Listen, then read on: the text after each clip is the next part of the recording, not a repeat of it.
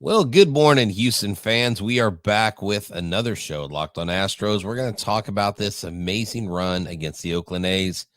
What is going on with Jake Bloss, and how urgent is it for the Astros to go get arms and another bat? Let's talk right now. Jainer Diaz, this is Locked On Astros. Hello and welcome to Locked On Astros, your daily Astros podcast. Here are your hosts, Eric the Man Huysman and Brett H-Town Wheelhouse Chancey.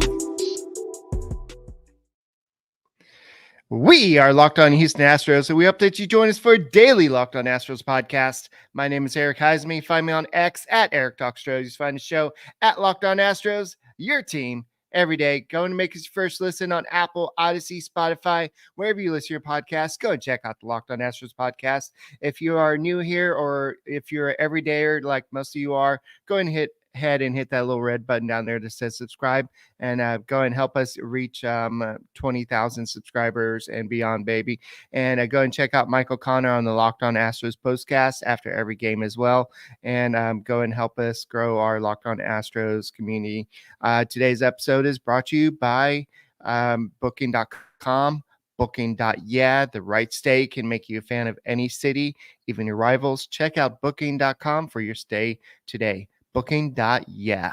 Brett, I know that everything is not looking so great in Astro World, especially after what happened against the Mariners. The Astros took care of business except for that one game. But to see everything all the momentum that was gained against the Mariners and to see this flatness that we see against the A's, it's very disconcerting. Yeah, definitely it is. Look, man, you can find me at H-Town Wheelhouse on X, Instagram, and TikTok. You can find me at Stros411 on X and on Facebook, and then Back to the Bullpen on X, on YouTube, and on Instagram. I'm always positive, always Stros. I'm positive today, Eric, that the Astros needs are glaring. The Astros cannot be successful with the horses they have in the barn right now. Now, they have some very good thoroughbreds that have experience, that have titles. They have the wherewithal to go down a playoff stretch and make a deep run. They have it in them, but will they? I don't know, man. This year's highly competitive. And Jake Bloss, get this, his next start, he's slotted to face Paul Skeens, young phenom that throws 100+ miles an hour on almost every pitch. The dude that's rocks the mustache, Livy Dunn. I mean, this dude is a rock star in Major League Baseball.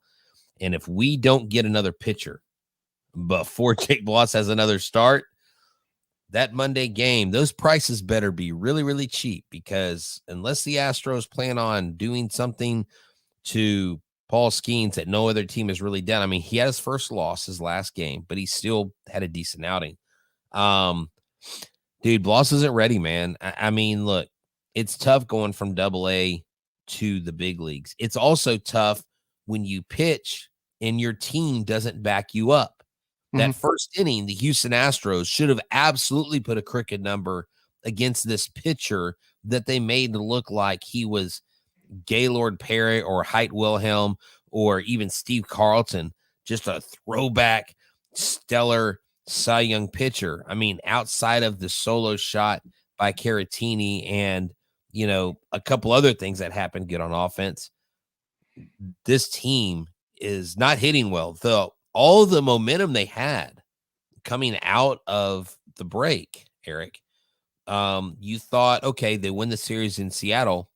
They're just not ready. And look, I want to share this quote before we move forward. It's from Joe Espada, and I think it screams from the mountaintops what fans feel and why they're frustrated with our manager. And this is from Chandler Rome. He says, the way I look at it, we have a chance to come in here tomorrow and make it a 500 road trip, which is what you want to do as a team. Now let's pause right there. Why do you want to go 500 as a team when you play the Oakland A's and the Seattle Mariners? No, I'm sorry, Joe. And this is the rest of the quote. said manager Joe Espada, the most perpetually upbeat person in a Houston uniform. There's no highs, no lows. We have to keep pushing forward. Well, you know what, Joe? That sounds great. I don't get it. I don't get the lack of urgency. And that quote right there, to me, as a fan, as a commentator, is maddening and just says to me, you don't got the clutch gene, bro. Like, really? The plan is 500? Come on. Like, really? Anyways. It just sounds like Ted Lasso out there going, well, just have fun, guys, and just believe in yourself. Just believe. Just I touch love the poster, and you're going to go out there and do your best, guys. I don't know anything about soccer. I but love Ted Lasso. win some football games. Oh, wait, this is soccer, right? That type of thing. But no, I think that, I mean, at this point, I mean, the Mariners are a pretty good team. And I do think that the Rangers are going to, their team is going to awaken a little bit. They are 3 games behind the Astros and the Mariners at this point. The Astros are still in first place because the Mariners are in this, they are in this, there's this free fall, and this is something that nobody could have predicted. But the Astros are on a lifeline right now because of the fact that they have 2 rookie starters in there. And you might say, well, Eric, a lot of teams have rookie starters in there because there's injuries. Yes, but the Astros have put themselves in this position because during the offseason, they did not upgrade the rotation. Granted, it looked like they had a perfectly healthy rotation, or they looked like they had a lot of depth, but at the same time, you can never have enough pitching. Who said that? Jim Crane did. That's right. He's the one that said you can never have enough healthy pitching. But now you have Bloss, who is not quite ready. You rushed him up from Double-A. He might have had one start in Triple-A. I can't remember. But no, he went straight from Double-A. His first start in Triple-A was his rehab start. So, okay, that's right. That's right. But he has not thrown more than 82 pitches in a game, in a big league game. Last night, he threw 77 pitches. He gave up 4 home runs, 5 earned runs, 6 hits in 4 innings. And in the 4th inning, basically, it was like 91.6, 90.4. The velocity started dipping. It's like he lost confidence. And that's when the A's eyes they got as big as pineapples, whatever you want to say, just because they're like, wow, this kid has lost it. And they recognize that these are big league hitters. These are not Double-A hitters that are that you could get out with a big sweeping curveball or something. These guys recognize mistakes. Well, yeah, and Jake Bloss actually recognized that in his article with Chandler Rome. He says if you're leaving stuff up like I was today, missing a few spots, they're going to punish it. Major league hitters are a little better at punishing mistakes. And and someone's like, well, why don't we take him out in the 2nd inning or 3rd? I'm like, well, because you got to save your bullpen for the game today, but not just today. You got a whole series against the freaking Dodgers, who Ohtani right now is playing out of his mind. He's a scary at bat. I know he hasn't quote unquote had the best success in Houston, but Ohtani's also not an angel anymore. Ohtani's a Dodger. He's got that Dodger power, and the Astros got to find a way. And I mean, can someone from a PR department or Dana Brown just tell Joe Espada, if you're thinking of saying something like you want to go 500 on the road, can you maybe not say that? Maybe say, you know what? We won the Seattle series. We fully expected to come in and take care of business in Oakland, but we didn't. And we've got to do better. If we don't do better, we're going to find ourselves in 3rd place in this division and scratching and clawing for another spot. All our hard work will go to waste if we don't straighten things up. I just wish he would be more realistic in his quotes. Look, Joe, the honeymoon's over. Nobody's expecting you to be like, oh, everything's roses. We need you to be real, man. And I'm not saying you have to be a firebrand. I'm not saying you have to have a viral video clip, right? I'm just saying, Joe, give it to me straight, dude. Don't lie to me. Like, don't pour gas on me and tell me it's water. Like, I need you to come to reality and say, you know what? We just don't got it right now. We got to go make some moves, but we're going to do a lot better today. We're going to try to win and go from there. It's just like, come on, man. Like this road trip, you could have been 4-2, and I would not have been too upset about that. Yeah, and I think it's also him just trying to protect his team and just give his team confidence and just say, we got this. I'm not worried about it. But we're going to continue this conversation in second. And I'm just kind of like, I forgot what Baby Yoda's name was, but Grogu, we're just kind of patiently waiting for Dana Brown to make a move. We'll talk about that next. With summer travel heating up, especially travel for baseball games, it's time to explore those cities you've always secretly wanted to know more about. Yes, we're talking about our rivals cities with hotels, bed and breakfast, vacation rentals, resorts, and so much more on Booking.com. You might just find the perfect stay even in your baseball team's rival city. Now, I've used Booking.com this year. We had to go to San Antonio a few weeks ago. Loved it. Easy website. I mean, download the app, go to Booking.com and get the app, and you can get from hotels that overlook stadiums to family-friendly resorts. Booking.com has so many choices across the U.S. for your summer travel this MLB season. The right stay can make you a fan of any U.S. city, even your rivals. Book today on Booking.com on the site or in the Booking.com app. Booking.yeah.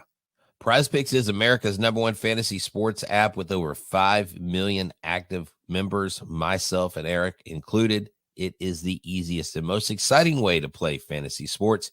Unlike other apps on PrizePicks, it's just you against the numbers. All you do is pick more or less in 2 to 6 player projections and watch the winnings roll in.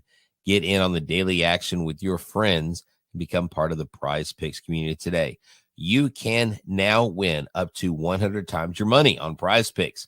With as little as 4 correct picks, you can turn $10 into $1,000. Get in on the excitement and win up to 100 times your cash with summer games on PrizePicks. With PrizePicks, you can turn $10 into $1,000. The Olympics are here. Watch Team USA rack up the golds. It's available across the country in 30 states, California, Texas, Georgia, and so much more. So right now, download the app today. Use the code LOCKEDONMLB for your first deposit match of up to $100. That's code LOCKEDONMLB on PrizePicks for a deposit match up to $100. Pick more, pick less. It's that easy. Hey guys, thank you for making Locked On Astros podcast your first listen every day, whether it's on YouTube. Go ahead and hit that little red button down there that says subscribe. Make us first listen. Apple, Odyssey, Spotify, wherever you listen to your podcast. Go and check out the Locked On Astros podcast and become everydayer. Somebody listens to our podcast every day. And we are looking for a new player every day.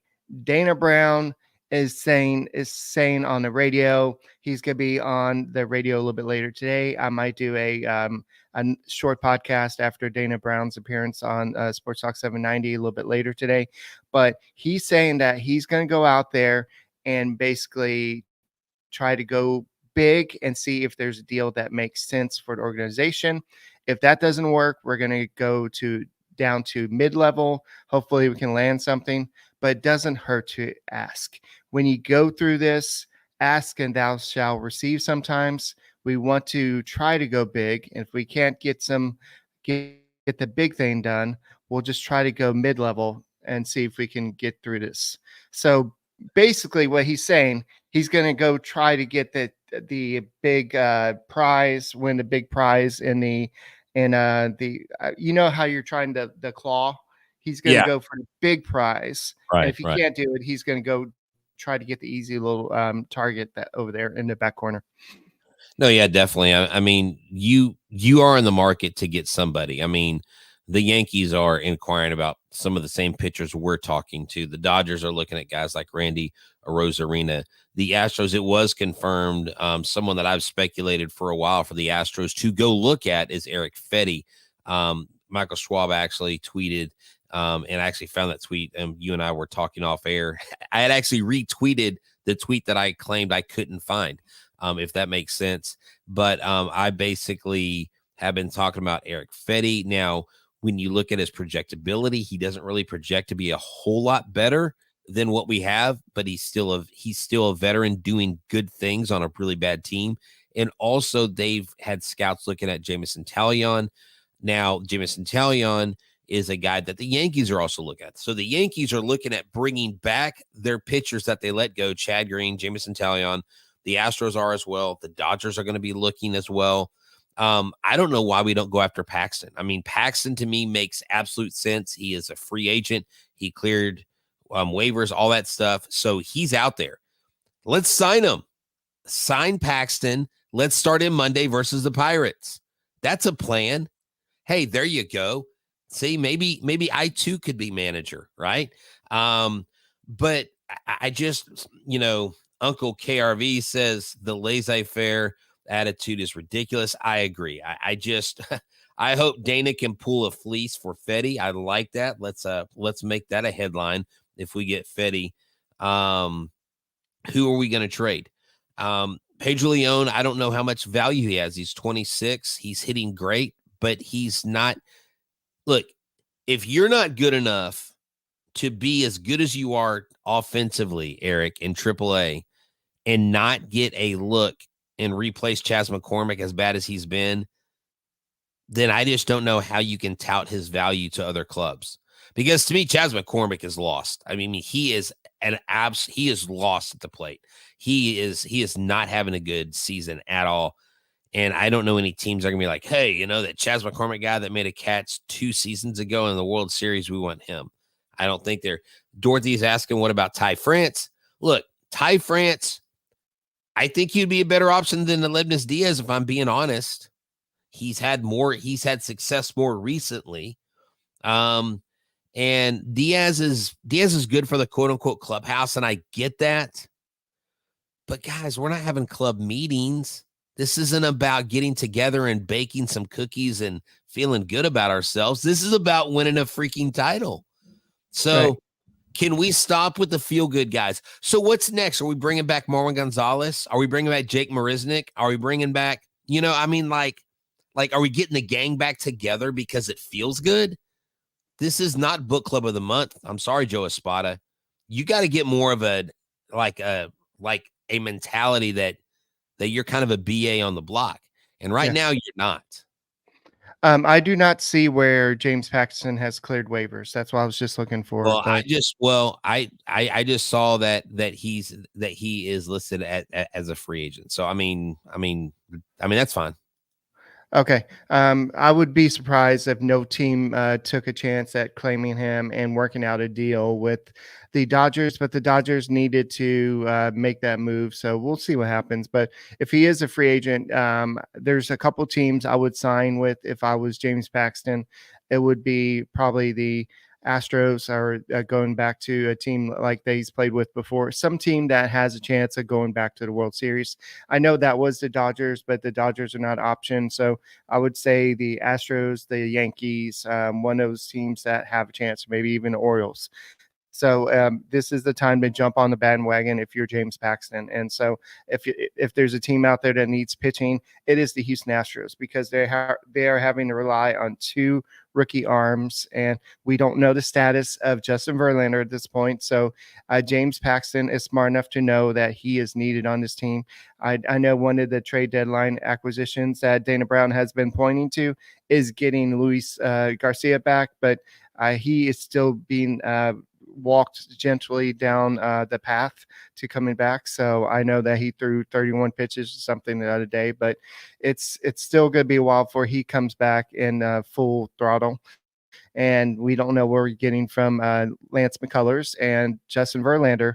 We still don't know anything about him. So I think that the Astros need to go out there and get 1 starter, if not 2. I'm okay with what Spencer Arrighetti's giving us. He's not the best pitcher out there, but he's the best of what we got right now. So I can live with his output for right now, but the Astros need to get some better upgrades, some better options. They need a 6-man rotation. They need to give Ronel Blanco. We already see the diminishing returns from the overuse and having to rely on him. He is probably one of the Astros aces right now, if not the Astros ace. But if you keep on having to use his arm like the Astros are having to do, he's not going to be that efficient in the playoffs. So the Astros have to go out there and make this deal. This is going to hurt. I want y'all to be ready, Astros fans. This is going to hurt. You thought Justin Verlander trade is going to hurt. This is going to hurt. Whoever you're going to go out and get, it doesn't matter if it's Crochet. I don't think they have the tools in their belt to go get that, but it's going to hurt whoever they can get. And that's why I don't think they're going to go after a big name, Eric, because they don't have a package to hurt. Because anybody that would hurt would be one of your mainline top 9 guys, and you're not giving away your major league roster for you're not giving away a major leaguer to get a major leaguer. You're just not doing that. And the Astros prospects don't. I mean, unless you package Bryce, Pedro, Jacob, all these guys together, I don't think they're going to do that. I know. And that doesn't compete against the Orioles package because they can. I don't know if they're going to do it, but they can throw in Holiday to get any pitcher they want. Oh, I mean, yeah. Oh, yeah. I don't think they throw in Holiday. But, no, I don't think they do. But they've got a bunch of other names. So, but you know what? We'll talk. If it's for School Bowl, they might. Yeah, we'll talk about more of this after these words.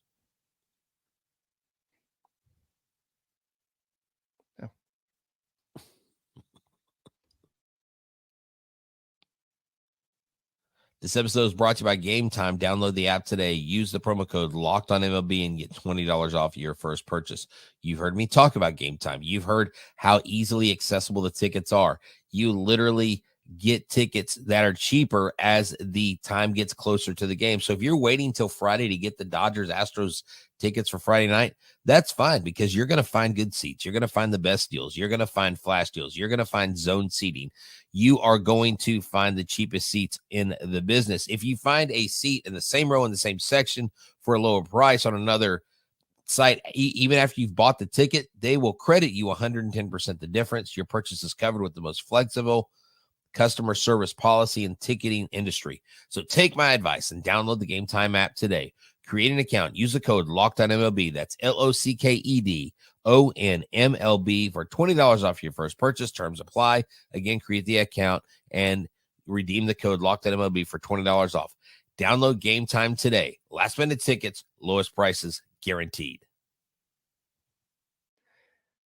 Guys, thank you for making Locked On Astros podcast your first listen every day. Whether it's on YouTube, go and subscribe to us. Make us your first listen.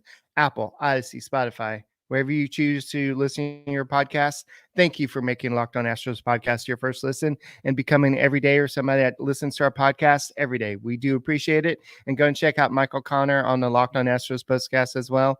He does a great job after every win or loss. James Paxton, if he does clear waivers, the Dodgers are responsible for the entire contract. So a team that signs him only has to sign him for league minimum. So this is something that a team like the Astros. So it's not really about who can pay more. They can't really say, "Oh, the Yankees will pay more." It's just more of who he wants to sign with. So that's the option or the best opportunity, because if let's say a team, I don't know what team is ripe with pitching right now, because I think every team is dealing with injuries right now. Everybody's got injuries right now. Yeah. I mean, it's not like, now the Mariners actually have people that they can trade. I mean, they have such a formidable pitching arsenal right now that they could get a bat with an arm. I know MLB Network was actually talking about that the other day. But for them, are you willing to get rid of a good arm to get a good bat? I mean, mm-hmm. the only saving grace we have right now is I'm still not a believer in the Rangers like making it back to the top, and then if they do get to the top, staying there. I don't believe they have staying power. Look, the Rangers' last 2 wins, they had to win basically in extra innings. It was 1 run against the White Sox both games. Now, some people would have a counter and say, well, that's a 1-run game. That's important. You need to have it. And we're getting the brakes beat off us by the Oakland A's. 5 home runs in 1 game from 5 different hitters. But the Rangers, yeah, they won 2 against the White Sox. But, I mean, I've got friends of mine that are deeply entrenched with the Rangers community or, the Rangers fans.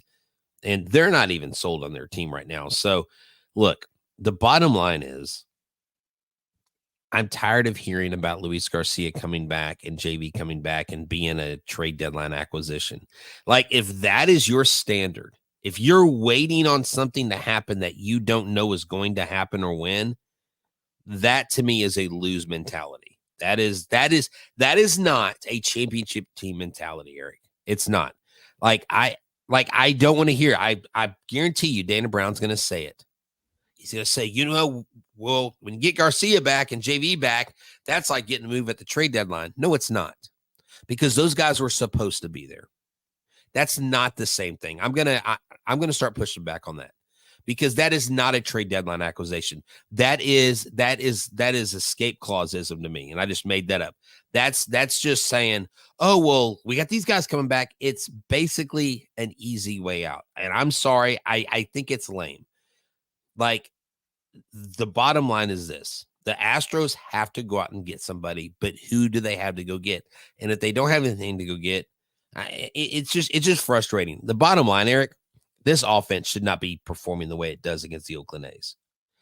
The offense has nothing to do with the pitching. The offense has nothing to do with Lance McCullers, Luis Garcia, or Justin Verlander, or the Astros' lack of movement in the preseason before, right? The offense sucked in the last 2 days. Terrible. To get blanked and almost blanked again 2 games in a row by Oakland, that has nothing to do with, like, their offense is hot. They're the hottest offense in baseball in July. Teams are going to get hot. Bad teams are going to get hot. But when you can't even counter with 3 or 4 runs, a crooked number, I mean, you knew Bloss was going to struggle. Bloss has been struggling. So I don't know. It's just like, they got to get their heads out of the rear end. They're ostriches right now. They are not there mentally. And maybe it's the stadium. Maybe playing in Oakland's depressing. But you know what? What other excuses are you going to make for yourself? At the end of the day, you just got to go out and do it. Nobody's going to feel sorry for you. Nobody's going to care. And I don't know. It's frustrating to watch, because this team's way better than what they're performing. Or are they? Yeah. And I know we're going to talk about Tucker in a second, but we can't forget that the Athletics are third or fourth in the American League in home runs. So they can hit the long ball. That's right. Yeah. Yeah. So they're the hottest. They're the hottest offense in baseball in July. Right. And that's well, offense doesn't just revolve around home runs. Home runs does help. I didn't say that. Yeah, I know. I'm just saying that it doesn't just revolve around the home runs. But Tucker, like you're talking about excuses, the Braves aren't making excuses about Ozzie Albies being out for a second time this year with the injury. They went out and got Whit Merrifield and brought up one of their stud prospects up, and they're going to just hold the line and just try to win. But Kyle Tucker has missed almost 2 months with this injury. And so Joe Espada said that he still has a whole bunch of hurdles to clear, and he is increasing the on-field activity. He said that he is hitting in the cages, behind the fields. He's taking some fielding work. He's doing some stuff, but Espada said they're still not pushing and the strength that we like to see, but it's better. Today, it was deeper in the outfield, and we went east to west a little bit more, meaning they went laterally a little bit more. He responded well, but we need to see him do it a little bit more of recovery better, so we can actually at some point see him get on the bases and get over the hump. He does hit in the cages. He is getting activity, but we know that he is a all-out type player. He's kind of like like George Springer that just goes out there. He does steal bases. He does hit the home runs. He is that Gold Glover outfielder. So if he's at 60%, he's not going to be able to go out and play Kyle Tucker baseball. So that's why the Astros are taking time. And if he can barely walk, they're not going to take the chance of him making injury. So Espada said he's trying to push through this, but there's some limitations on stuff he's trying to do on the field. So we just need him to just clear a lot of hurdles before we can send him on a rehab assignment. So it's going to be a while bit, guys. So here is a little note on Whit Merrifield. His first game back, he goes out with a finger injury. I remember seeing that. He takes a ball off his finger. So now he's injured. And that's why I think it was batting practice too. Yeah. So, look, man, this is the year of the injury. And I guess whoever has the least injured players in the end will probably win. Trevor Howard comes in. He says we need starting pitching yesterday. That's right. Look, we need a lot of things. I need the manager to stop making excuses and saying it went from we're not worried about sweeps, we want to win series, to we want to go 500 on the road. God, that really bugs me. I didn't see that article till this morning. It really, really throws me off. Really throws me for a loop, Joe. I'm trying to be your biggest supporter, but man, that's a really crappy attitude from your manager. That is not a guy who's going to win a World Series. I'm sorry. Yeah. I mean, he needs to change that. So Hunter Brown needs to go out there today. He's slowly becoming the Astros ace. I know Ronel Blanco is that right now, but Hunter Brown, the way he's been pitching, he is becoming what the Astros hoped he would be. So he needs to go out there, set the tone. The offense needs to go out there and score some runs. You don't have to score 10 runs. Just go out there, score maybe more than 2 runs. That would be great. That would be awesome. That'd be efficient. So hopefully the Astros can go do that and get at least 1 run so we can, 1 win so we could get to 500 on this road trip and make our manager happy. Yeah. Go and close this out. Because August is coming, kids, and that is the day of reckoning. That's the month of reckoning. The Astros better start winning now and stop thinking about 500. Go out and get a win, sweep the Dodgers. Let's beat the you-know-what out of the Dodgers. And let's just stay positive, okay? Y'all have a good one. We're out.